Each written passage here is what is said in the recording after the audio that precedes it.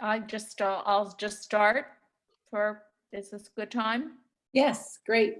Yeah, I'm Beth Cohen. I'm a member of the program committee, and Anna Marie is going to speak in a moment. She's got a little bit of business, but just wanted to share that our wonderful speaker, Kay Sandberg, will be presenting in a few minutes. She will be speaking for about a half an hour, and then we'll do a Q&A.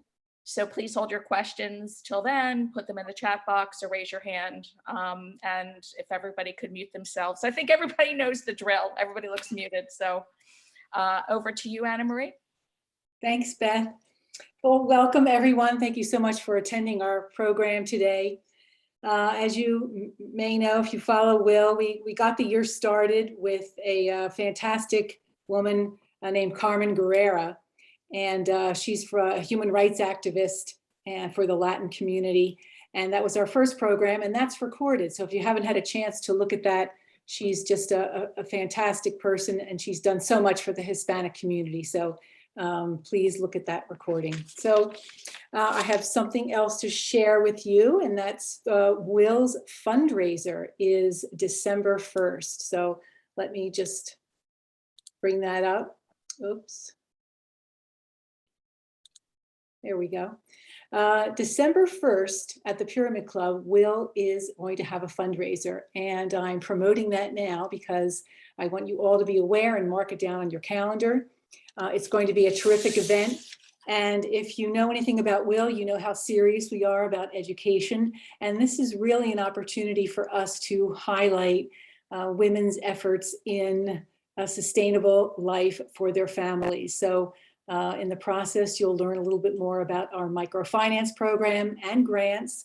And with that, we'll begin with a book that if you're an early ticket buyer, you will receive a copy of The Blue Sweater, which is Jackie Novogratz's book about the very beginnings of microfinance.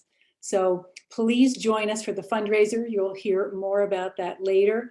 It's drinks, snacks, and lots of information about the women you care about, 52 floors above the city of Philadelphia. So shout out to Terry Gelberg for making this all happen, and we hope to see you there.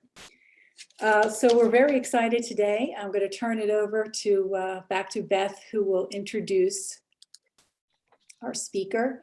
And again, don't forget, we really want to entertain your questions, and education and the information around today's program is important to us. So Beth, you want to introduce our speaker? Yeah, thanks. Kay Sandberg is the founder and executive director of Global Force for Healing, an organization which focuses on ensuring access to high quality, affordable care and education around childbirth choices in underserved global communities where healthcare is extremely limited or absent altogether. Global Force for Healing maximizes the impact of grassroots community-based partners, providing women's health care and educational services about pregnancy, childbirth, and sexual and reproductive health by dramatic reduction of maternal and infant mortality in all settings. Kay convenes the Compassionate Birth Network of 17 partners collaborating with marginalized grassroots communities in 12 countries in Asia, Africa, and the Americas, including Hispaniola Health Partners in Haiti, and Louise Lindenmeyer is here, and yeah. Kay is a passionate advocate for the fundamental human right to voice and choice over personal decisions regarding childbearing and sexual and reproductive health. She is a sought-after global speaker and author, and has been an organizational development, cultural diversity, and leadership consultant and coach for social profit organizations and high-tech companies in the US and Asia Pacific. And Kay, please begin. We welcome you. Thank you, Beth. And thank you, Anna Maria, and thank you everybody for making time today. I really appreciate it. I personally am not Zoomed out, partly because this is like the main way that we can stay connected with people's different comfort levels around being together in person. So I know That said, it's another hour of the day where you're on a screen. So I really sincerely appreciate you being here. And thank you for inviting me. And I said something to Debbie Fleischman when we were talking a couple weeks ago to kind of get the nuts and bolts of today, that she encouraged me to repeat to all of you. I said, in looking at WIL's website, and I've been on your mailing list for 6 months now, it's really sincerely an unusual organization that is so focused on women globally, women and girls and leadership locally. There are not many organizations like that that really walk the talk. So I want to say how honored I am to be in your presence today, to speak, and also to say, yes, good on you. Let's do more of it. Thank you so much for all the good work you're doing. Louise gave me a little bug in my ear about maybe telling you a little bit about my story, and then we'll go into the slides. And the founder's story is on our website, so I won't bore you with details, but just to say that when I gave birth at an alternative birth center in the Bay Area, first one was 1981. I had no idea how special that was, and how much what we call now in our network voice and choice agency I was able to exercise over how that went. And so when the call to found Global Force for Healing came, and I'll explain the name in a moment, it became clear that one nexus of love, our tagline is love is the force, about love, seeding love and compassion in action. That was our initial purpose for being. It still is, but it's really funneled into maternal, newborn health, well-being, and women's health now in underserved communities that invite us in. So anyway, our founding board was really looking for a purpose, if you will, and I literally, how many of you raise your hand if you have literally had a moment, whether you saw a physical light bulb above your head, or whether you felt something, an inexorable presence like an aha about your life, whether it's the third chapter that maybe some of you are in now, or earlier in your professional career, or in terms of having a family. Many of you have raised your hands. Well, that literally the light bulb went off above my head. I could almost feel it when I had returned from the rainforest, where I was a volunteer for an organization co-located in Quito, Ecuador, and San Francisco. Some of you may know it, the Pachamama Alliance, which is a rainforest preservation group through supporting the people of the rainforest, the Achuar, Shuar, Shiriar, etc. people, communities. And as a volunteer, I had the opportunity to go a couple times. And what became very clear was the women's resolve, the Achuar initially, women's resolve to give birth more safely, and saw us as the conduit for doing that.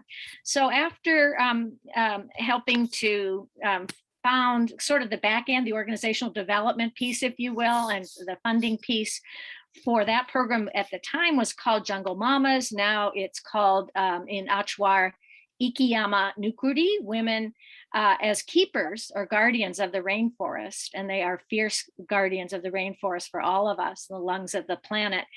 That I started organically meeting other grassroots organizations that were hanging on by their fingertips, that had maternal newborn health at the nexus, but that weren't financially sustainable, didn't really have an infrastructure or a plan for how they would exist over the next 5 years. So the light bulb moment was when I realized I could use everything I had learned, including my master's in cultural anthropology and organizational development, to bring a network of people together to leverage best practices, share curricula, and so that everyone could be sustainable and thrive, not just their own individual organization, because there was so much overlap in what the needs were. So that is how the Compassionate Birth Network was formed about 8 years ago. And let's get the slides going. We can, and I'm happy to talk as much or as little about the, my own personal journey. But I'd much rather talk about this. So, and if, so I guess you're welcome to put, did I hear Anna Maria and Beth that folks are welcome to put their questions in the chat, and then you'll help me through Q&A, Beth, to know what those questions are. Okay, great. Jim, Jim Grant, who is Executive Director of Maison des Naissances Birth Center, that's been in our network for probably what, Jim, 6 or 8 of those years. This is a photo, I believe, from Maison des Naissances. So, and I'm gonna, he's given me permission to pull him in a moment to the presentation. Okay, next slide, please. So we envision a world where all families have access to quality, person-centered or women-centered care, regardless of their location or their ability to pay. So in this world, all babies are welcomed with love, mothers are treated with respect and compassion, and all of the surrounding communities are supported to thrive. Okay. And our work through the Compassionate Birth Network, that is our main focus at Global Force for Healing. And force, by the way, means force for good, force for more love in the world, and women as forces of nature. So the positive implications of the word force is why we chose force over the word fund. So the situation that has gotten better over the years, although it slipped during COVID and still is woefully short of reaching the Sustainable Development Goals that the United Nations has set for 2030, 15 years after the previous set of goals, and those markers weren't met either. So we are resolved as a network and as a board to change this situation where 800 women die daily in pregnancy and childbirth. And there are, millions more women who have morbidity related, so chronic and issues that develop because of poor birth outcomes. 7,000 newborns die daily, and 90 to 98% of those deaths are preventable. And the vast majority, probably no surprise to you, occur in income poor countries, lower middle income countries. Okay. Next slide, please. So voila, the Compassionate Birth Network was birthed, as I mentioned, about 8 years ago, starting in the rainforest with this Achuar mama and her baby in the Ecuadorian Amazon. We have a partner in Uganda, and this is midwife Harriet Christine Amuge.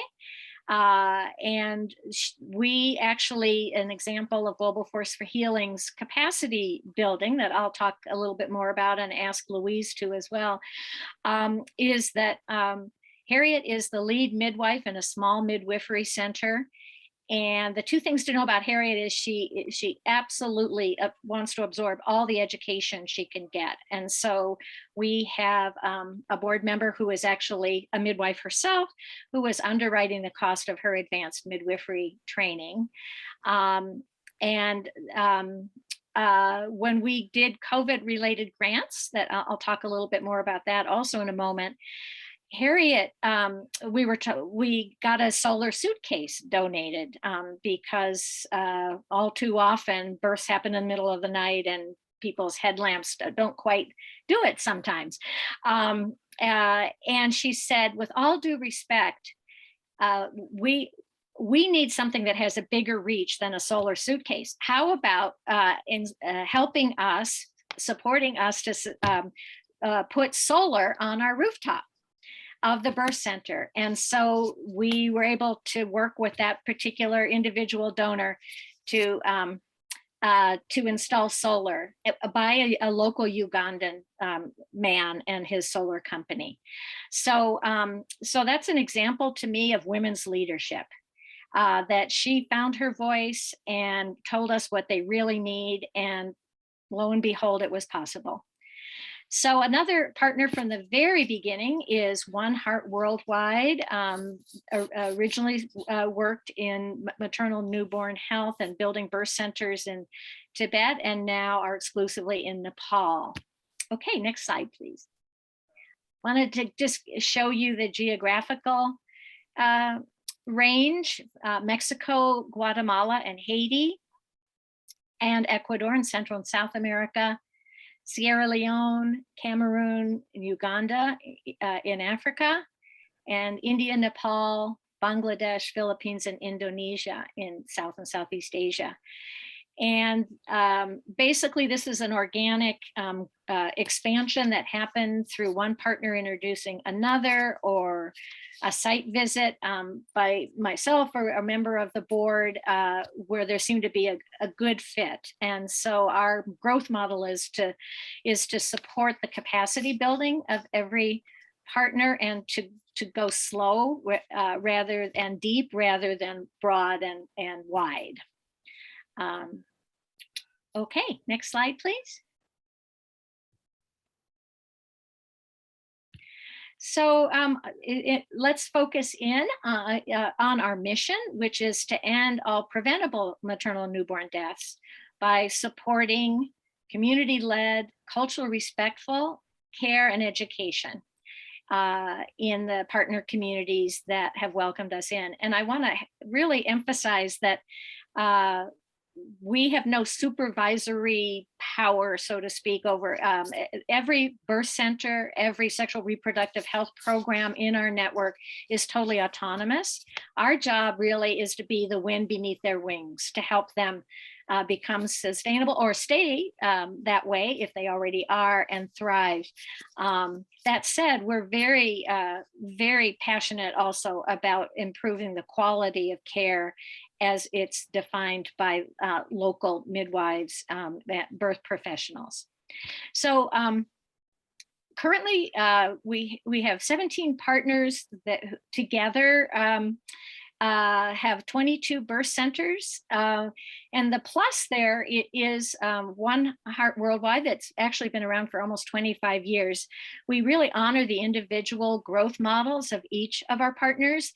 Their growth model has been to partner with a really solid model for maternal newborn care, to partner with the Nepali government to upgrade very what do I want to say, almost non-existent, but very underutilized care in very remote areas. So birth centers in, I think it's 17 districts now, in really hard to reach places. And that to date, they have upgraded 388 facilities, turned them back over to the Nepali Ministry of Health, and also trained both the community health workers and local birth attendant volunteers, local community volunteers. It's really quite an amazing model. And this year, we again have a Sierra Leonean partner. Their model is to underwrite 2 maternity waiting homes, which are contiguous to hospitals in the Tikonko chiefdom. And women come there up to a month before their scheduled due date to get nurtured, to get well fed, to get relaxed, to get good midwifery care. Sometimes it's the only prenatal care that the mama and the fetus are getting. And then they come back to the waiting home after the baby's born for a short while before they make the trek home. And they also, Rural Healthcare Initiative in Sierra Leone also helps transport women to and from the maternity waiting homes. So it's really quite an amazing service, and it really works in that cultural milieu. So the sum total is that thousands of mama baby lives have been saved, or the quality of life has improved.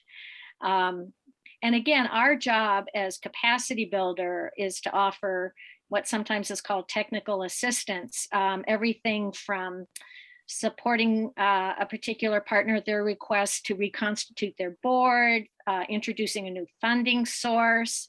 If they have a particular curriculum that they've evolved and developed, then to get that out to our network and beyond, through publications that go beyond our network. Whatever it takes to save or improve the lives of mothers and newborns. And one of the hallmarks, or one of the requirements, if you will, we don't have many in our network, is to offer family planning, sexual reproductive health services, and that ranges from preventing HIV/AIDS transmission between mother and baby, as well as sexual partners or intimate partners. That is happening in Cameroon and Uganda, for example.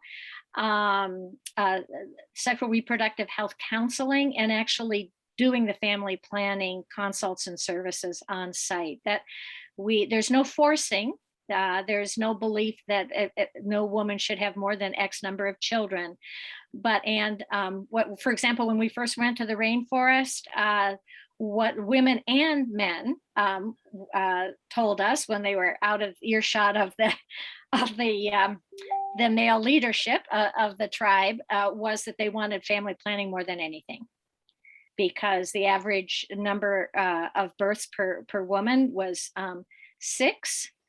And they knew that physically it wasn't sustainable with the caloric intake that the women had, for example.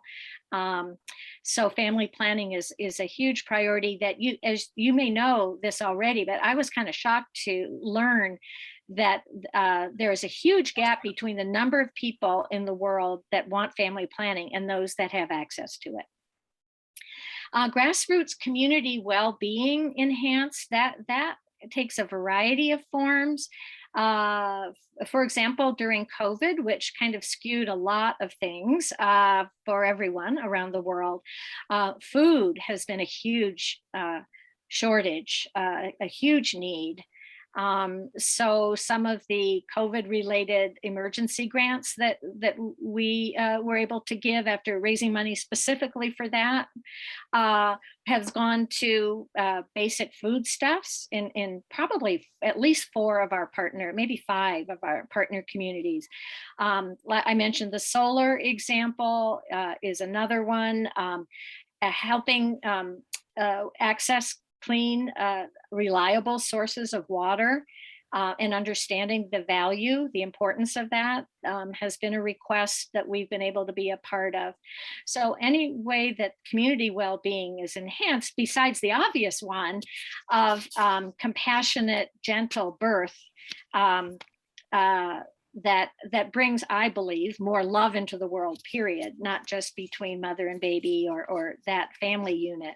But my personal belief, I don't know how to prove it, but it's just an intuitive knowing that communities are better off when there is compassionate, safe, quality birth happening in those communities. How are we doing on time, by the way? Once I start talking. I'll keep you on task here. Okay, perfect. Thank you, Anna Maria. We're about halfway through the slides, so I think we should be okay. So just to tick off what we do, and I again, I'll give a couple of examples. I'll also ask Louise to help me out here with an example. We see ourselves as a mobilizer of resources, including volunteers on a very personal, selective basis. Some of our partners already have a very well-developed volunteer program. So all we do is give a midwife who calls me and says, I'm about to retire and I really want to do global work, give them those websites and connect them to the executive directors or the volunteer coordinators if they have them. but I talked with a colleague the other day when I was in Washington, and she said, what we believe, like Global Force for Healing believes, that communities know what they need. Birth centers, midwifery-based birth centers know what they need. They just need the resources to do it. They have all the solutions. It's really implementing them through having the education to fill in gaps of education, but also physical resources, whether it's PPE, personal protective equipment, or food, so that the midwives themselves can be sustained in doing the work in the communities. Over time, I would say our network has a special competency in coping with disasters, being first responders after humanitarian disasters like the Rohingya refugee influx, almost 1 million people into southern Bangladesh in 2017. Our partner there it has done an amazing job, and Hope Foundation for Women and Children of Bangladesh, in building the only women's health field hospital inside the Rohingya compound of almost 800,000 people. And that was on top of serving underserved communities and individuals in southern Bangladesh, so-called hosts. That means Bangladeshi nationals. I think there's a common belief among our partners that have been involved as first responders that these are climate-related disasters. The size and scope, the frequency have been exacerbated by climate change. So our way of helping is really to respond as quickly as possible, and to sort of blend in as much as possible with what's happening on the ground, if asked to do that. And also, very importantly, we'll talk about Haiti here in a second, it's to help network partners help each other. So we really are the glue, if you will. I think of our mothership as the glue to give each partner the not only the respect, but the resources they need. And sometimes those are internal from other partners that they wouldn't even necessarily know about each other if they weren't part of this network, the Compassionate Birth Network. We also have a role on behalf of the network to advocate for equitable, respectful care as a human right. It's something the board, our board and I are very passionate about, including through co-publications that we've raised the money for and convened partners to publish over the last couple years. And being on global councils, speaking at UN Women, et cetera, to advocate for equitable, respectful care. And then helping build capacity for each partner to be sustainable and thrive. And by the way, we have a very small $25 to $200, I think, dollars a year administrative fee that we request. We don't require it. There are a couple of partners this year that, for example, did not pay that, and that's prorated by whatever that partner's budget is, self-reported budget. We have a couple partners, the Bumi Sehat in Indonesia and One Heart Worldwide, I mentioned already, in Nepal, and their budgets are over $1 million a year. So they pay $200, and our Cameroonian colleagues pay $25. Everything else is completely free. So anything that we do to build capacity individually or collectively for the network is really our contribution to their well-being. And there are 3 Achwar women there who are practicing. They are being community maternal health promoters, and also really the only health professionals or birth attendants, if you will, in their communities, which are dispersed throughout the rainforest. And so we convene quarterly or more frequent programs for our network that all staff and both administrative and birth worker staff are related, are are invited to attend. And we're offering one next month. It's the third in a series over the last year and a half on supporting women survivors of sexual assault and trauma. Extremely important when women are especially vulnerable, and girls during pregnancy and childbirth. So that's November. And then in December, our focus will be the curriculum that our Cameroonian colleague, through a small grant from us, put together 5 years ago to help fathers understand what women, their wives, their partners are going through during pregnancy and childbirth, and also to inspire them to be better dads, essentially. And that program has been implemented in Uganda and Nepal, and we're hoping through that December program that others in our network would like to adopt it, and then adapt it, very importantly, to their own cultural milieu. So Louise, are you still with us, Louise? Yeah, can you hear me? Yeah, would you mind giving a little example of how we've helped build capacity for Hispaniola Health Partners? Sure, I'd love to. So we joined Global Force for Healing in 2019, and for Hispaniola Health Partners, it was really coming in from the cold kind of experience. We'd been running on our own for several years without any kind of collegial partnership, and the ability to share best practices and information that otherwise would have been really difficult to find around maternal child health was really kind of revolutionary for me and some of our board members and volunteers that help out in our little neck of the woods in Haiti.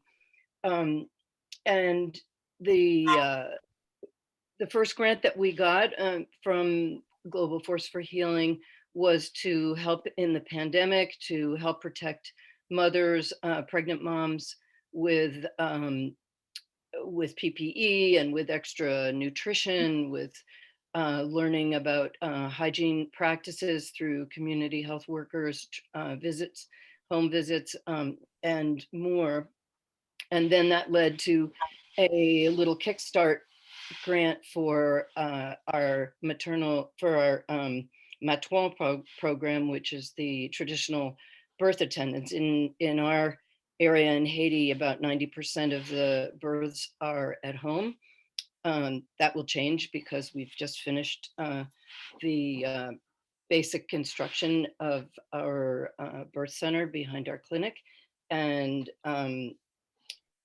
but because of in the interim waiting for that to happen, the traditional birth attendants were learning up-to-date skills, sharpening their skills about concerning safe birth practices, and being able to recognize potential high-risk pregnancies in working with our in-house midwife.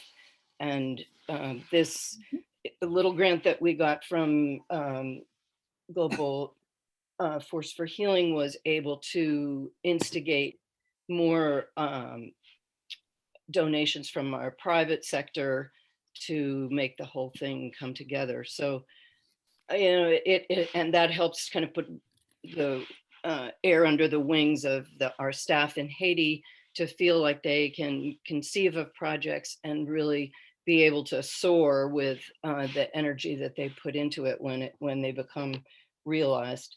So that's how it's really helped us. That's only a small sort of corner of it, because we are also pretty involved in cervical cancer screening and helping to teach that to some of the other partners around the world. But that's a footnote that I'll leave right now. Otherwise, that could go on for a long time. Thank you, Louise. Well, and that's our January program, actually focused on our Luna Maya partner in Mexico. So that's part of the educational programming as well. And we hope to do it in Haiti as soon as it's safe to do so. So thank you so much, Louise. And I want to loop Jim Grant, Executive Director of Maison des Naisons. I didn't know you were going to be on the call, so this is very fortuitous. As I mentioned, our network collectively has a real competency in mobilizing people and resources for disasters. And this is a tent, giving birth in a tent near the birth center, Maison des Naisons, birth home in southwestern Haiti, where Jim and his team operate, that was very close to the epicenter of the earthquake on August 14th. So Anna Maria, if you wouldn't mind going on to the next slide, and then I'm going to ask Jim to pick up here and just Jim, would you just chime in and just say a little bit about the spirit of network collaboration, or whatever else you want to say about the role that Global Force is able to play when you folks are really the ones that are doing the hard work? Well, first I want to say that I'm really glad that Kay has had this opportunity to present this way and to receive the recognition that goes along with it, because she has been a phenomenal partner to us and to, I think, all of the other members of the Global Force for Healing Network, because she is so good at bringing people together and setting up partnerships and collaborations.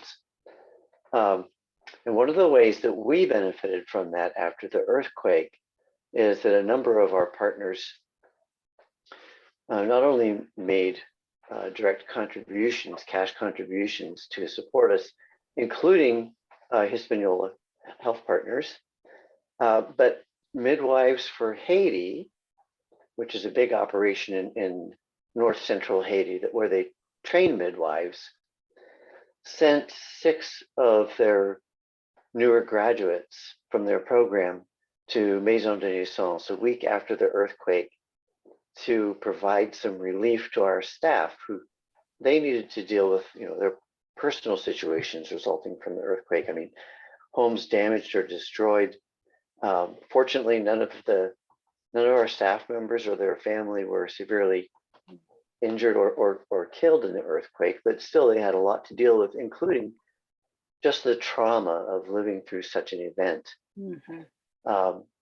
And our main building, which you see in this picture, in fact, was off limits, declared off limits, because it had received some damage, which fortunately engineers determined is repairable damage, and we hope to be back into the building by November. But everything had to be moved out of that building, which is why you saw the picture of some of our midwives in a tent. And in fact, we set up operations in 4 of those large tents, and in our laundry house, which was completely emptied and then sanitized to become the new delivery room. Another partner actually donated those tents to us when they arrived, I think 4 days after the earthquake. So that was a tremendous help to us getting the center up and running again in these temporary quarters. And without the support of these other organizations, it would not have happened so quickly.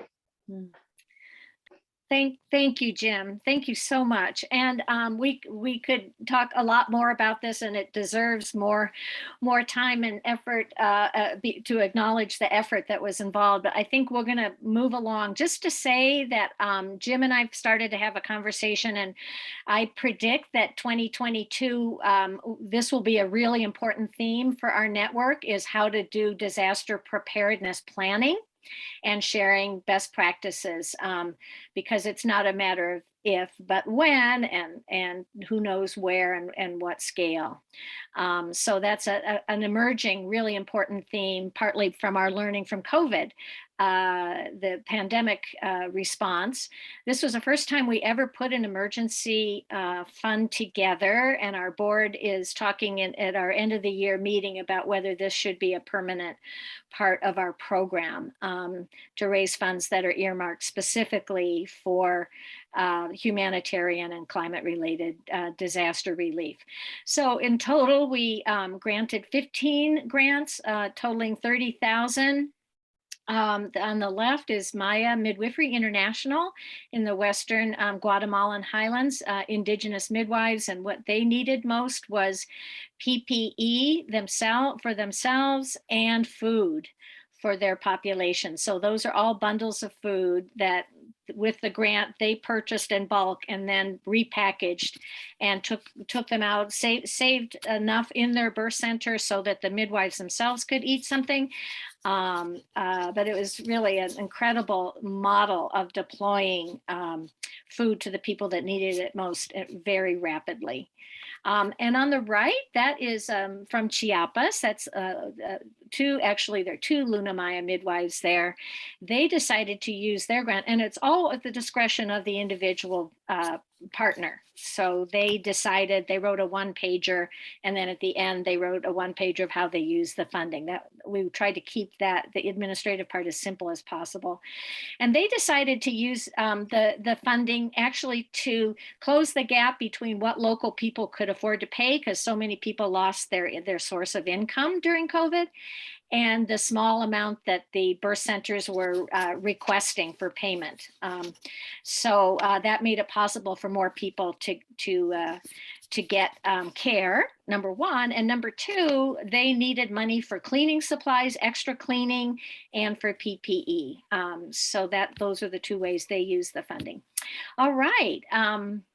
All right, wait, So- hey, just a time check. You have This is- just about 10 minutes. I want to leave time for questions. Okay, all right. So let's just breeze through this summary slide of the collective impact.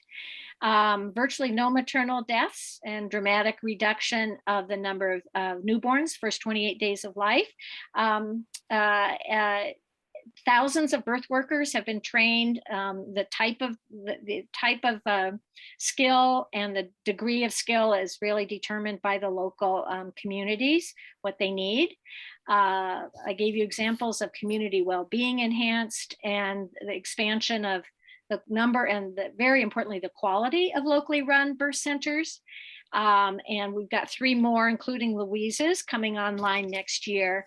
And empowered local leadership and education of women and girls, getting back to where we started in the very beginning of our journey as an organization, to ensuring that as a human right, the ability to give voice to what we wanted, what they wanted, and to have the choices available to them, whether it's birth control or a particular way of giving birth. Okay. So all of this is to say that the love nutrient that we probably all of us on this call got when we came into this world, I hope that and trust that's the case, and that love nutrient is alive and well, and that's what we really run on. So the force of behind Global Force for Healing is the love nutrient. That's the secret sauce. And our latest publication, I'll save that, but I do want to show the very last slide just to end why I do this work. One more, yeah. These are my 2 children, my son's partner, and my 2 grandchildren. So they are a tremendous source of inspiration for me. And I hope this presentation has been an inspiration for you to follow whatever you want to do in the 3rd act. This is my 3rd act, and I'm not sure if there's a 4th, but it's really enriched my life immeasurably. I receive much more than I've given. Yeah. Okay, thank you Thank so you. much. That was really amazing. It's really incredible the level of detail that this huge issue represents, and that you've tackled it with love and compassion. And it's clear where you're you've been a success in that 3rd act. So thank you so much. So if Beth could read some of the, I'm going to stop recording, but we're going to just do the questions now. Please. A couple questions that really